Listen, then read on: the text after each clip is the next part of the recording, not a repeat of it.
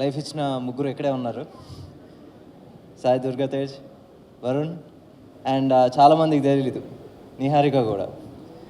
So అప్పటికి ఇంకా around 10 years back, అప్పటికి ఇంకా యూట్యూబ్ ఇంకా 3Gలో అందరి దగ్గర స్మార్ట్ ఫోన్ లేని రోజుల్లో ఈ ఓటీటీలు ఏమీ లేవు. అప్పుడు షీ డిడ్ దిస్ ఎక్స్పెరిమెంట్ ముద్దుబాబు ఓకే.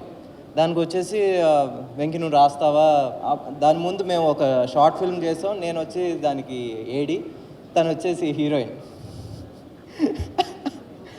నేనే ఆడిషన్ చేశాను.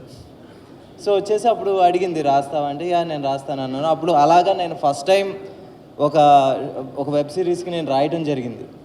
అది వచ్చేసి బ్లాక్ బస్టర్ అయింది. ఆ రోజుల్లో వచ్చేసి ఆల్మోస్ట్ 70-80 మిలియన్ అంత చేసినాయి మొత్తం వెబ్ సిరీస్.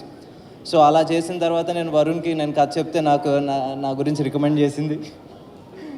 సో అలా తొలి ప్రేమ జరిగింది. సో ఎక్స్పెరిమెంట్స్ అనేది నిహారిక ఆ రోజు నుంచి చేసేది. అండ్ ఈరోజు ఇది ఎక్స్పెరిమెంట్ అనేది నిజంగా డేరింగ్ స్టెప్. ఒక ప్రొడ్యూసర్గా వచ్చేసి ఇంత బడ్జెట్తో ఇంతమందిని లాంచ్ చేయటం. అండ్ ఇందాక ఎవరో చెప్పారు కంఫర్ట్ లెవెల్స్ కూడా మాకు ఏంటి కొత్త వాళ్ళకి కాబట్టి తక్కువగా చూడటం అనేది ఎప్పుడు జరగలేదని.